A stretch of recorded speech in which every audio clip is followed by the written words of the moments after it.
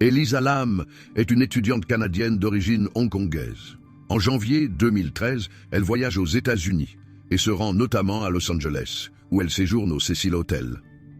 Le 31 janvier, ses parents n'ont plus aucune nouvelle d'elle. La jeune femme est alors déclarée comme disparue et recherchée par la police. Et l'affaire est rapidement médiatisée en raison d'images de vidéosurveillance dévoilées par la police. On y voit Elisa Lam entrer et sortir de l'ascenseur, l'air affolé, se cacher, parler avec une personne qu'on ne voit pas. Le 19 février, des clients de l'hôtel se plaignent de la pression de l'eau. Des employés vont vérifier le réservoir d'eau situé sur le toit de l'hôtel et y trouvent le corps de la jeune femme ainsi que ses affaires. Après plusieurs mois, la mort de la jeune femme est alors déclarée comme accidentelle sans qu'on ne sache ni pourquoi ni comment elle est entrée dans le réservoir. L'endroit le plus hanté du monde se trouve-t-il à Los Angeles? L'un d'entre eux, en tout cas, à en croire l'histoire tourmentée du Cecil Hotel. Meurtres, suicides et autres événements étranges se sont déroulés entre les quatre murs de cet établissement, qui peine encore aujourd'hui à faire oublier son passé. Le Cecil Hotel a été construit par William Banks Hanner en 1924 avec l'idée de créer un écrin art déco qui accueillerait touristes et hommes d'affaires. 100 millions de dollars sont investis dans cet hôtel de 700 chambres, tout en vitraux et marbre. Mais la période faste ne dure pas longtemps. Avec la crise économique de 1929, le quartier de Skid Row se retrouve envahi de sans-abri, tandis que l'établissement devient un carrefour pour clients de passage, prostituées et autres junkies. Une vague de suicides débute. W.K. Norton s'empoisonne en 1931, Benjamin Dodish se tire une balle dans la tête en 1932, le sergent Louis D. Borden se tranche la gorge en 1934, puis Grace E. Magro, 1937, et Roy Thompson, 1938, se défenestrent. Julia Moore, Helen Gurney ou encore Pauline Houghton mourront de la même manière. En 1944, Dorothy Jean Purcell accouche dans l'une des chambres de l'établissement, puis jette son nouveau-né par la fenêtre. Outre ces tragédies, le lieu a accueilli, au fil des années, des clients tristement célèbres. Dans les années 80, le serial killer Richard Ramirez y séjourne pendant plusieurs semaines, au summum de sa folie meurtrière.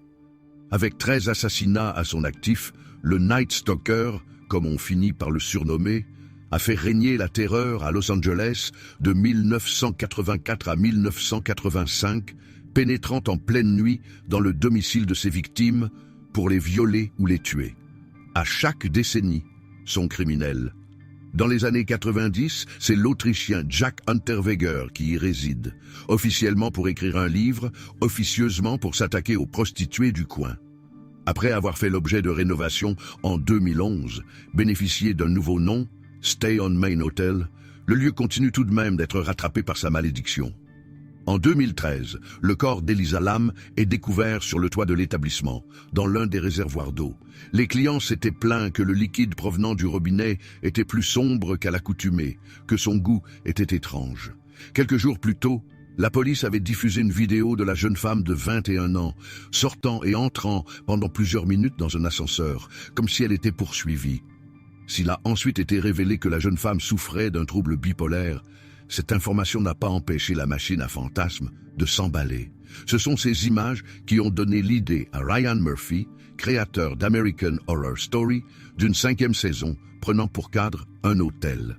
Difficile donc pour le nouveau propriétaire, Richard Bourne, qui a acquis le lieu en 2014 pour 30 millions de dollars, d'effacer ce lourd passé.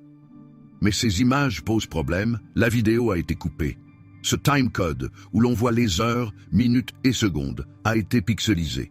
Mais on arrive tout de même à deviner les chiffres, et c'est comme ça que certaines personnes se sont rendues compte qu'il y avait à peu près 1 minute qui avait été enlevée, explique Sonia Lou, auteur du livre « La malédiction du Cecil Hotel » publié aux éditions Robert Laffont. Il y a des passages un peu ralentis, d'autres qui ont été coupés. Pourquoi? Qui a fait ça? On ne sait pas si c'est la police ou l'hôtel, mais c'est sûr et certain que quelque chose a été enlevé volontairement. On ne sait pas pourquoi elle est rentrée dans la cuve. Dans l'hypothèse d'un accident, peut-être qu'Elisa avait peur de quelqu'un. Une jeune femme qui est plutôt dans un état de paranoïa, qui est instable psychologiquement, qui prend peur, aurait potentiellement pu se cacher là-bas.